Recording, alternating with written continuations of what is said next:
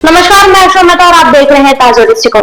मणिपुर में जारी हिंसा और राजनीतिक अस्थिरता के बीच केंद्र सरकार ने बड़ा फैसला लेते हुए राज्य में राष्ट्रपति शासन लागू कर दिया है। ये कदम मुख्यमंत्री एन बीरेंद्र सिंह के इस्तीफे के कुछ दिन बाद उठाया गया है, जब कांग्रेस ने उनके खिलाफ अविश्वास प्रस्ताव लाने की तैयारी कर ली थी। मणिपुर में राष्ट्रपति शासन लागू होने के साथ ही राज्य विधानसभा को स्थगित कर दिया गया है। ये 1951 के बाद 11वीं बार है जब मणिपुर के केंद्र सरकार के प्रत्यक्ष नियंत्रण में लाया गया है। राष्ट्रपति द्रौपदी मुर्मू के कार्यकाल से जारी एक आधिकारिक सूचना में कहा गया है कि मणिपुर के राज्यपाल अभय भल्ला की रिपोर्ट और अन्य जानकारियों पर विचार करने के बाद यह स्पष्ट हुआ है कि राज्य सरकार संविधान के रूप में काम नहीं कर सकती है। इस स्थिति में अनुच्छेद 356 के तहत राष्ट्रपति शासन लागू किया गया है। राज्य में विधानसभा का सत्र 6 महीने के भीतर बुलाया जाना अनिवार्य था, लेकिन सरकार के स्थिति के कारण यह संभव नहीं हो सका। 12 अगस्त 2024 को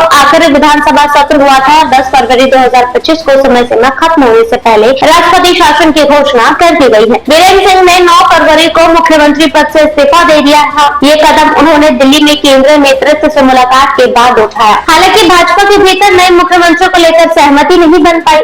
पार्टी के पूर्वोत्तर प्रभारी संबित पात्रा ने राज्य के विधायकों के साथ कई बैठकें की, लेकिन किसी एक नाम पर सहमति नहीं बनी।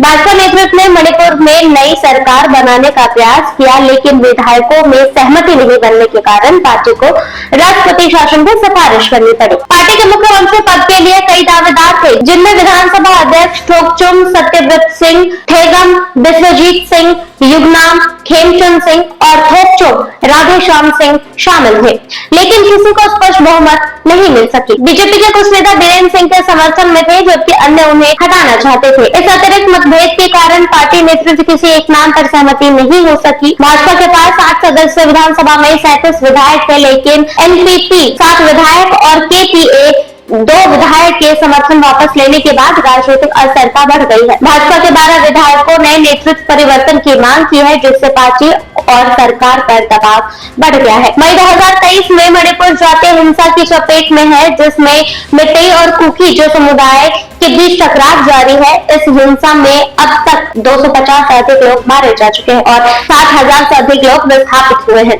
कुकी समुदाय लंबे समय से अलग प्रशासन की मांग कर रहे हैं, जिनमें चुराचांदपुर, तेंगनोपाल, कंगपोपी और पेजरवाल जिले शामिल हैं। हिंसा के पीछे कई राजनीतिक और सामाजिक कारण बताए जा रहे हैं। कांग्रेस ने भाजपा सरकार पर हिंसा को रोकने में विफल रहने का आरोप लगाया है। विपक्ष का कहना है कि केंद्र और राज्य सरकार ने मणिपुर में शांति बहाल करने के लिए कोई ठोस कदम नहीं उठाया है। राष्ट्रपति शासन के लागू होने के बाद अब मणिपुर में केंद्र सरकार का सीधा नियंत्रण रहेगा। राज्य की कानून व्यवस्था और प्रशासन की जिम्मेदारी अब केंद्र सरकार के पास होगी। हालांकि भाजपा ने स्पष्ट किया है कि विधानसभा को भंग नहीं किया जाएगा, बल्कि उसे निलंबित रखा गया है। भाजपा प्रदेश अध्यक्ष शारदा देवी ने कहा है कि जब स्थिति में सुधार होगा तब फिर से विधानसभा काम करेगी। कुकी समुदाय के संगठनों ने राष्ट्रपति शासन का स्वागत किया है। इंडिजिनस ट्राइबल लीडर्स फोरम के प्रवक्ता जिंगा बॉलजोला ने कहा है कि राष्ट्रपति शासन हमें एक उम्मीद देता है। हमें अब राजनीतिक समाधान की ओर बढ़ने की आशा है। दूसरी ओर कांग्रेस ने राष्ट्रपति शासन लागू करने को भाजपा सरकार की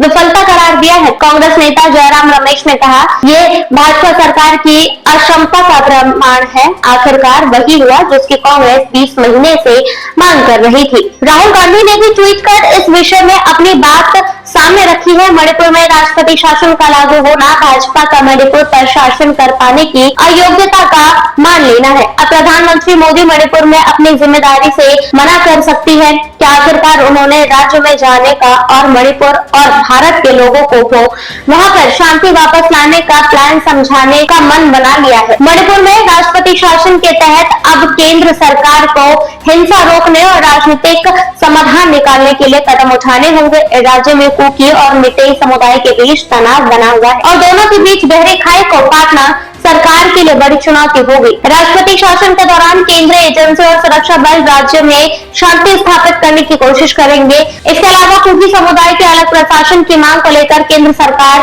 को जल्द ही किसी ठोस नतीजे पर पहुंचना होगा। मणिपुर में राष्ट्रपति शासन लागू होने के साथ ही राज्य में नए राजनीतिक अध्यक्ष की शुरुआत हो चुकी है। राज्य लंबे समय से हिंसा और अस्थिरता की चपेट में है और अब केंद्र सरकार के सामने सबसे बड़ी चुनौती व शांति स्थापित करना और स्थायी राजनीतिक समाधान निकालना है। आने वाले दिनों में देखना महत्वपूर्ण होगा कि क्या केंद्र सरकार मणिपुर में स्थिरता बहाल कर पाती है या फिर ये अस्थिरता और लंबे समय तक बनी रहेगी। राष्ट्रपति शासन से उम्मीद तो है, लेकिन समाधान कितना प्रभावी होगा ये समय की बात होगी। फिलहाल के लिए बस इतना ही। इस रिपोर्ट पर और भी अपडेट्स के लिए जुड़े रहिए हमारे साथ, तो देखते रहिए ताजा दृष्टिकोण।